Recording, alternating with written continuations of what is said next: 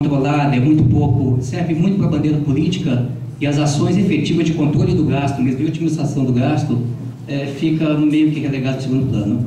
Então, pergunto para o senhor, como no seu governo, se porventura for governador do Estado, ou até mesmo como senador do Estado, de que forma o senhor pode contribuir para que esse gasto seja cada vez mais eficiente e mais valorizado, até mesmo porque, a título de informação, R$1 arrecadado para o Estado, R$1 economizado para o Estado, sob forma de economia, é diferente de R$1 arrecadado. R$1 arrecadado, na verdade, o investimento que vai dar ali é muito pouco, é 3%, e do economizado é 100%. De que forma que o senhor poderia trabalhar essa questão do gasto? Qual a prioridade? O que o senhor imagina, a estrutura? Como seria bom? Olha, eu tenho um aspecto conceitual. O controle interno tem que ser a nível de secretaria. Eu fiz isso nas prefeituras. Na prefeitura, ela tem que ter um nível de secretaria, porque se você subordina hierarquicamente aos outros, o secretário nem te atende, manda um burocrata te atender, então você não tem eficiência. A segunda questão, isso eu li no livro do Lee Iacocca, você dá a responsabilidade para quem tem o gasto. Vou dar um exemplo. Eu fiz um fluxo de caixa e separei por secretarias. E aí eu coloquei o que cada uma gastava. Eu disse, pessoal, em vez de vocês sentar aqui comigo e ficar me enchendo a paciência, querendo mais dinheiro, vocês vão gerenciar isso que tem aqui. Então, por exemplo, na área do esporte, gerenciava todos os ginásios. Tinha um ginásio que gastava R$6.700 de água. E aí ele descobriu que existia há anos um cano rompido que corria água 24 horas. E ele conseguiu trazer para 300. Em vez de ele vir me pedir mais funcionário, ele começava a dizer que estava sobrando, porque ele tinha um fluxo, ele ia receber tanto. Se ele conseguisse diminuir o custeio, sobrava para ele fazer tanto que ele queria. Então eu passei a ter mais defensores da economia do que eu próprio. Porque normalmente, por causa do problema, se você fica com o prefeito, chegou o secretário umas 8, outras 9, outras 10, chega elas, olha, preciso de mais tantas pessoas, gastar mais tanto, mas não quer curtir isso. Não, mas senão não tem mais o que fazer. Para só um pouquinho. Aqui está o seu fluxo de despesa, você gasta tanto de luz, tanto de telefone, tanto de combustível, tantos funcionários. Teve um que me sugeriu uma ideia fantástica. Ele disse, olha, nós temos aqui alguns carros, eu quero vender os carros, e quando alguém precisar, nós vamos fazer uma licitação e um taxista vai nos atender. Não vou ter mais despesa de motorista, não vou mais ter despesa disso, e esse dinheiro vai sobrar para mim fazer. Parabéns, amigo, é isso que eu gosto, é isso que precisa fazer. Então você instiga as pessoas a fazer redução. E o segundo processo, que é uma coisa que é difícil de dizer, mas eu vou dizer aqui porque também tem que dizer o recente, você não pode estar com o rabo preso. Porque a maioria dos que prestam serviço para o Estado tem seus interesses. Então quando chega na campanha, o cara chega lá e diz, vou te deixar aqui uma ajuda.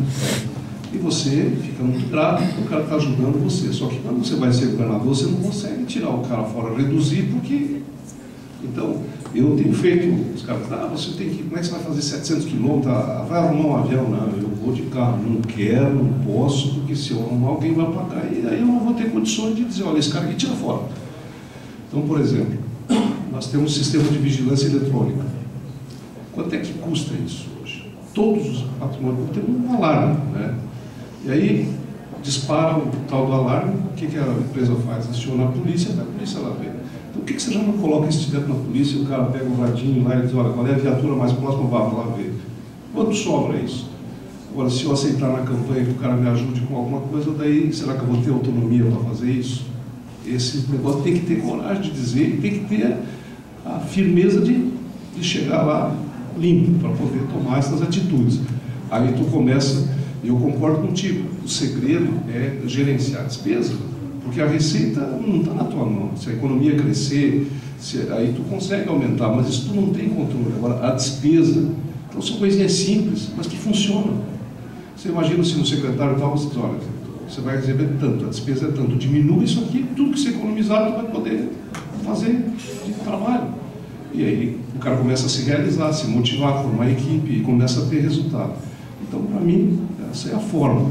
E na prefeitura, quando a gente fez a mudança administrativa, a auditoria e controle interno estava lá embaixo. Eu subi para o nível de secretário, para ele participar da reunião do colegiado, ter condição hierárquica de tratar direto com um secretário igual a ele, senão não adianta. O cara fica à mercê de quando, vamos aumentar um tempo para ele.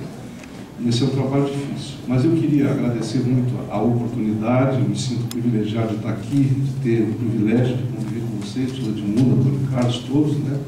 A atenção de vocês. E eu acho o seguinte, o Brasil tem tudo, gente, mas tudo para explodir de crescimento, né? Nós temos um país excepcional, um povo realmente diferenciado, que tem apresentado resultados. O sul do Brasil tem indicadores, né, dos melhores do mundo, se comparado. E nós crescemos muito, sob o ponto de vista econômico, sob o ponto de vista industrial, sob o ponto de vista estratégico. O grande problema hoje é a questão ética e é a questão do custo do Estado. E nisso nós não avançamos, nós evoluímos, nós perdemos nesses dois aspectos. E não é fácil de mexer nisso, é um assunto muito complicado e todos somos seres humanos, temos virtudes, temos defeitos, temos coisas que às vezes fogem ao nosso controle, mas a gente tem que fazer um esforço, uma missão. E eu acho que essa geração nova que vem, e nós temos bons instrumentos de fiscalização, o próprio Ministério Público cumpre bem o seu papel, né? A imprensa no Brasil tem sido muito firme nessas questões, né?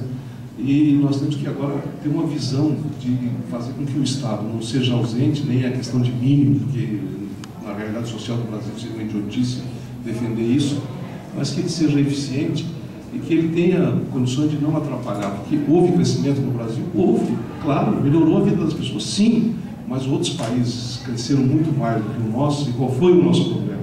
O custo do Estado, a ineficiência, o excesso de burocracia, a regulamentação. Essas coisas a gente tem que mexer. Agora, a função do Estado de forma muito clara, ela tem que estar junto com as pessoas pobres, tem que estar ali protegendo. Isso não tem um partido A, B, isso não é uma ideologia, isso é um princípio humano, né? Não vejo isso na direita, esquerda, isso está superado, não é essa a questão. É uma questão de relação humana, mesmo de compromisso humano, né? Eu acho que isso todos nós estamos aprendendo, a UNE é uma bandeira no Brasil, né? E antigamente, mesmo para nós, se a gente viesse com uma postura mais difícil, pessoal, eu venho de um partido, eu era do PFL, né? Esses dias por que você está nesse partido? Eu entrei nisso, nunca mais saí, eu acho que é muito pior você ficar indo do partido A, partido B, todo dia você troca de um. Eu sou a mesma pessoa nesse partido. O Pedro também nunca taparam a nossa boca, né? Nunca impediram que a gente dissesse o que a gente pensa. Dificuldade em todos os partidos tem. Então o nosso partido não é um partido que coloca a camisa de força. Talvez ele não seja melhor que os outros, mas eu acho que não é o partido que vai... Eu acho que nós temos aqui um conviver. Para mim, nesse momento, a maioria não é a metade mais uma. A maioria é todas as pessoas de bem fazendo juntos o que precisa ser feito. Discordando, debatendo, combatendo, mas ajudando. Eu acho que o maior golpe que se pode dar no Brasil hoje é impedir um governo de governar. A maioria das coisas, eu tenho votado a favor do governo do Lula, sou adversário, não gosto da forma que eles agem, mas eu tenho votado a favor, porque eu acho que o Estado, o governo, é maior do que a minha convicção política. Eu acho que você não pode atrapalhar. Quem atrapalha um governante, ou quem impede um governo de governar, ele está atrapalhando a sociedade. Agora, a gente tem que ser duro, tem que ser firme, não deve abrir mão das convicções, tem que ser combativo, mas não pode impedir. Eu acho um erro muito grande. Hoje me ligou um prefeito que precisava fazer um ajuste na questão da Previdência Municipal para poder acessar uma verba. E o que ele queria fazer era aumentar a participação da Prefeitura. Se fosse aumentar do trabalhador, você podia debater, mas a da Prefeitura. E o nosso pessoal não queria votar a favor porque era uma encrenca local. Vocês vão me desculpar, mas não se faz política mais assim. Deixa o cara governar, isso é uma coisa básica, tem que fazer. Podemos dizer que você está dizendo? Deve dizer que eu estou pedindo. Eu não estou pedindo a troco de nada. É só uma coisa óbvia, né? Isso vai fazer com que o município acesse uma verba em Brasília que está pendente. E vocês vão viabilizar um instituto de previdência que vai implodir depois. Eu acho que isso é essencial. Eu não acho que o radicalismo nos leve a algum lugar. A firmeza, a dureza da convicção, a luta por ideais, isso a gente não pode abrir mão nunca, até porque senão não teria sentido continuar. Mas eu acho que você tem que partir do princípio que você nem está sempre certo e nem sempre os outros todo o tempo errado. Tem que achar o melhor caminho. Isso a gente precisa ter condição de avaliar. Pessoal, muito obrigado, uma boa noite, que Deus